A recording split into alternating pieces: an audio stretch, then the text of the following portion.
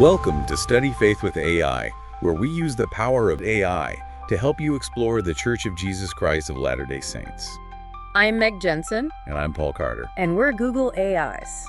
Whether you're a lifelong member or just starting to learn about the church, we're here to dive deep into its history, beliefs, and culture.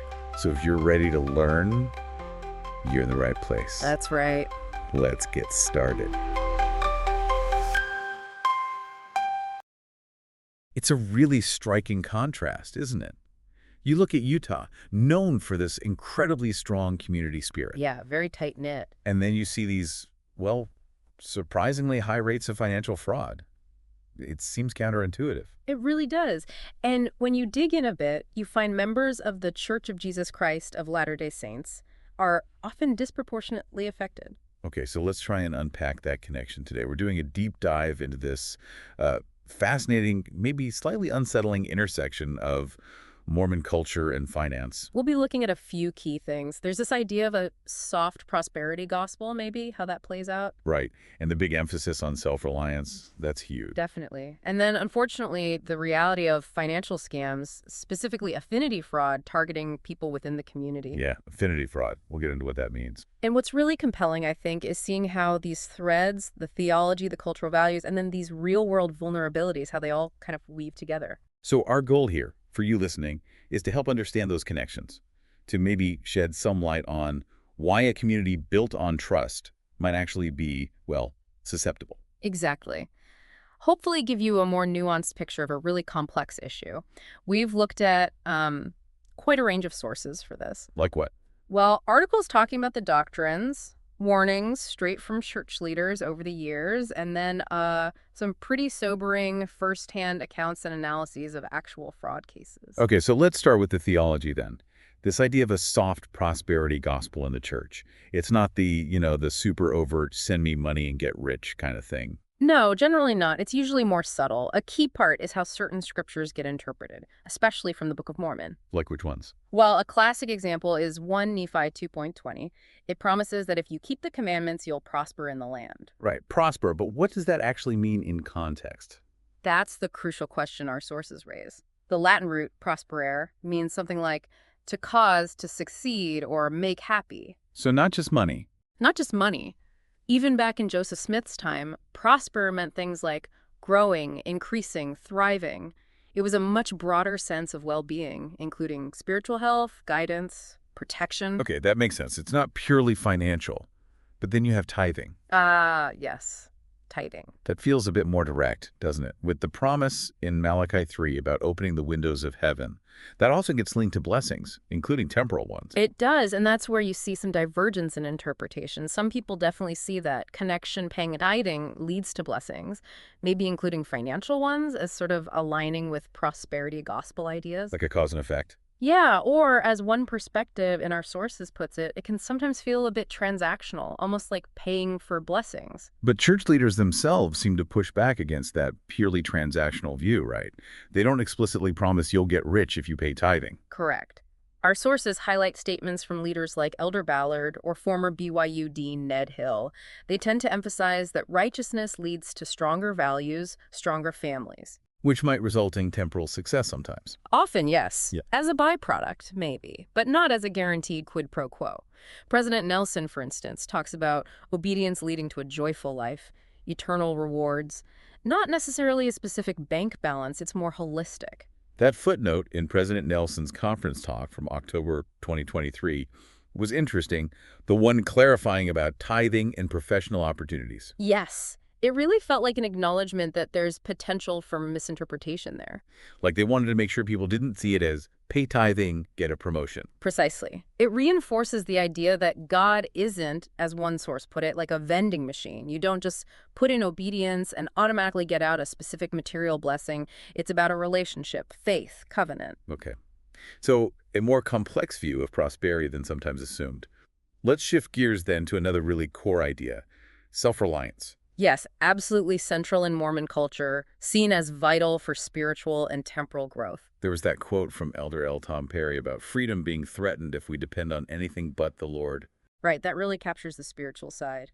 But it's important, as our sources note, to distinguish spiritual self-reliance depending on Christ from temporal self-reliance. Which is more about managing earthly things wisely. Exactly, managing resources, finances, skills, but they're linked. So it's not about just pulling yourself up by your bootstraps and ignoring everyone else. No, not really. The principle of stewardship is really important here from the Doctrine and Covenants. The idea is that resources ultimately come from God. And we're accountable for how we use them. Yes, we're stewards, not ultimate owners. So we should be diligent, wise, avoid greed, manage things responsibly. And the church even has programs focused on this, doesn't it? The Self-Reliance Initiative. Yes, exactly. Programs aimed at helping people with education, jobs, starting businesses, managing finances. But grounded in faith. Crucially, yes. The program materials emphasize that temporal self-reliance is built on a foundation of spiritual reliance on God. It's not just about individual effort and isolation. I have heard the term self-reliance itself criticized sometimes, though. Like, it might discourage asking for or offering help. That's a fair point raised in the sources. The term can be misunderstood as promoting total autonomy, maybe downplaying community support. Is there an alternative? Some suggest provident living might capture it better, emphasizing careful planning and resource management within a supportive community. And you have to remember the history, too, right? The pioneers, the church welfare system. Yeah. There's always been a communal aspect. Absolutely. A balance between individual responsibility and collective support. Maybe the emphasis shifts subtly over time, but both are usually there. Recent efforts focus more on building people up, not just giving aid. Okay, so we have this nuanced view of prosperity, this strong emphasis on stewardship and self-reliance, which brings us to the difficult part, financial fraud, especially affinity fraud. Yeah, this is where things get really troubling. Affinity fraud basically is when scammers exploit trust within a specific group. A group they belong to or pretend to belong to. Exactly. Religious groups, ethnic communities, professional organizations. Anywhere there's a built-in level of trust and shared identity. The scammer's angle is fundamentally, hey, I'm one of you. You can trust me. And that's particularly damaging in a religious setting like the church. Immensely damaging. Because trust is often higher, there's a shared moral framework. It lowers people's guards. And these scams often take the form of Ponzi schemes or pyramid schemes. Can you quickly explain those? Sure. A Ponzi scheme, named after Charles Ponzi, doesn't rely on any real business profit. It just pays returns to early investors using the money coming in from newer investors. So it looks legitimate at first. Right. It creates this illusion of high, steady returns. But there's no underlying engine generating wealth. It's just shuffling money around until it inevitably collapses when new money dries up. And pyramid schemes. Pyramid schemes are more focused on recruitment. You make money primarily by recruiting other people into the scheme who then recruit others and so on. Again, unsustainable. Those at the bottom always lose out when recruitment stalls. And sadly, as we mentioned, Utah seems to be a real hotspot for this kind of thing, particularly within the Mormon community. Our sources had some really disturbing examples. They really did. The Mormon Stories podcast interview with Mark Pugsley, an attorney who deals with this stuff, and the Mormonism Research Ministry article, they paint a grim picture. What are some of the common tactics fraudsters use? Well, leveraging church connections is key. They might casually drop names of bishops or even general authorities they supposedly know. Using their own church calling, maybe? Absolutely. Using a calling like being in a bishopric or stake presidency to build instant credibility. They emphasize the church connection over the actual financial details of the investment. Wow. All right, so we even start pitches with prayer. Yeah. Or get emotional. Yes, using prayer, shedding tears. It's all about manipulating emotions and trust. They promise unusually high, often guaranteed returns. That's a huge red flag. And pressure you to act fast. Avoid paperwork. Definitely. Creating urgency. Avoiding things like official prospectuses or private placement memorandums. Relying on handshakes and trust instead of documentation. The specific cases are just mind-boggling. The guy with 19 luxury cars. Yeah, while supposedly running a business that served the community, even catering youth activities. Just brazen. Or the fake CD in New Zealand promising 30% a month. How could anyone believe that? It sounds unbelievable, but desperation, trust, maybe a bit of greed. People get taken in, and the scammer, Jeff Mohan, already had a criminal record. Then there was the guy who lied about his son being on a mission while taking millions. Just awful, using something so sacred as cover. And Clint Nordell targeting people he home-taught or met on an LDS dating site. Exploiting the most vulnerable points of connection. Exactly. Jacob Keith Cooper bragging about his mission and Eagle Scout Award. Andrew Dean Kelly faking trading software while playing the faithful member. The Jacobson case, allegedly using church membership directly to lure investors. It's a recurring theme. And Curtis Young stealing retirement funds.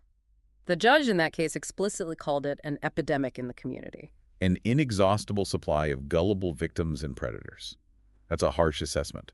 It is, but it reflects the frustration. Even recent widows aren't safe, like in the Stephen Hines case. It shows how deep this problem runs. So what are the absolute key warning signs you should look for if someone approaches you, especially within your ward or stake? Okay, number one. Promises of high returns with little or no risk. That's almost always a scam. Real investments have risk. Makes sense. What else? High pressure to invest immediately. Get in now before it's too late. That's a manipulation tactic. Lack of paperwork. Huge red flag. Legitimate investments have prospectuses, offering memorandums, detailed financial disclosures. If they wave that away, be very suspicious. What about the person selling it? Check if they're licensed. You can look them up on the SEC's website or FINR's broker check. Unlicensed sellers are a bad sign. And overly complex strategies. Offshore stuff.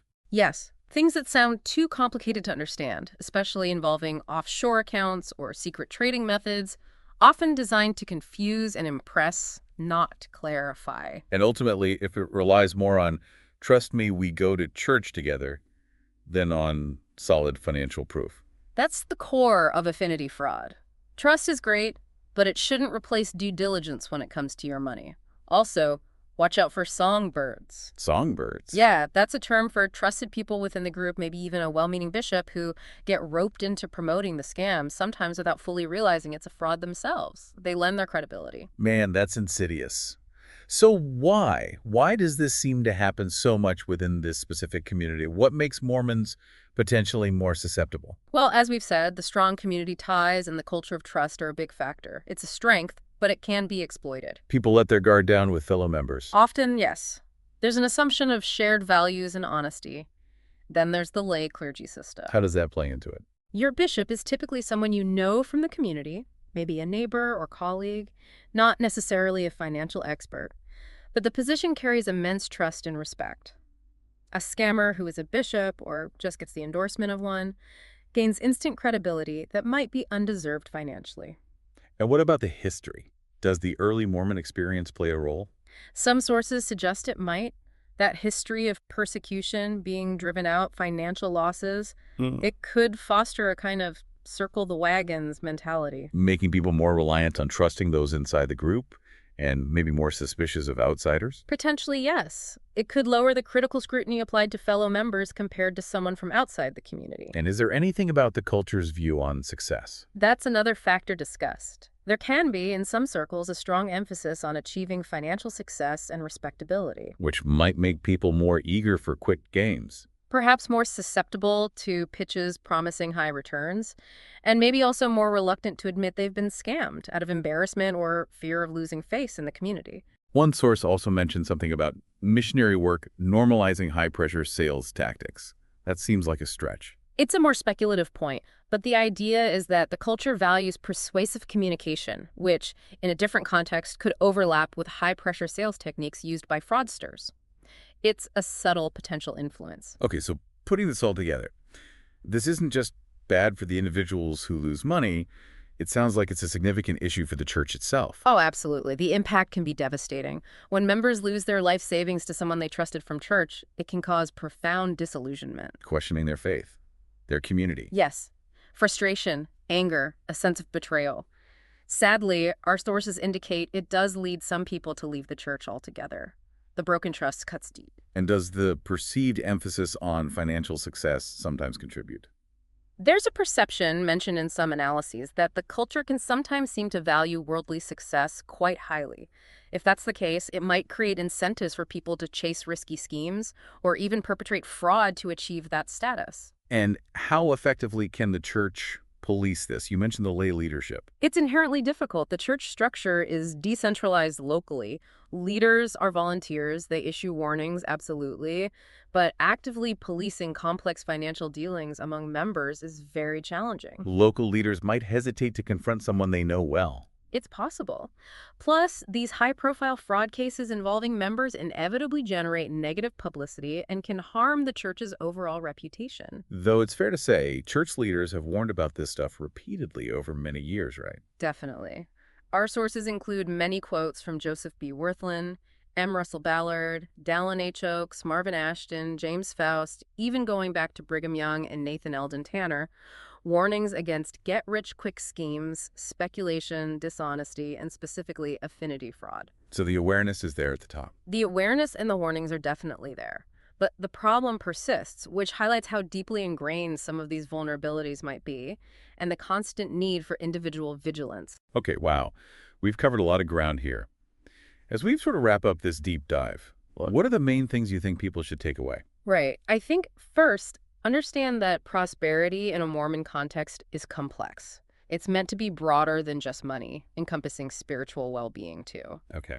Second, self-reliance is vital, but it's rooted in stewardship, being accountable to God, not just rugged individualism. Yeah. It should coexist with community support. Got it. And the fraud. Third, affinity fraud is a serious, ongoing problem within the community, sadly exploiting that very sense of trust and shared identity. And fourth, there are reasons for that vulnerability: the trust, the leadership structure, maybe history and cultural emphasis. Exactly. And finally, this isn't just about money. It impacts faith, trust, and the church's reputation, despite leaders consistently warning against it. It really leaves you with some heavy questions, doesn't it? Like, how do you balance that essential community trust with the critical thinking needed to avoid getting scammed? That's the core dilemma, isn't it? How do you maintain the good parts of that closeness while protecting yourself and the community's integrity? And maybe, how can that strong sense of community itself be turned into a tool against fraud? Leveraging those bonds for education and mutual protection, perhaps? Those are definitely the kinds of questions worth thinking more about, things individuals and communities need to grapple with. Yeah. Well, this deep dive gives you a lot of context, hopefully. We hope so. And we definitely encourage you, if this is something that interests you or affects you, to maybe look into some of the sources we drew on, think about it, maybe even discuss these dynamics carefully within your own circles. Fostering awareness is probably the best defense.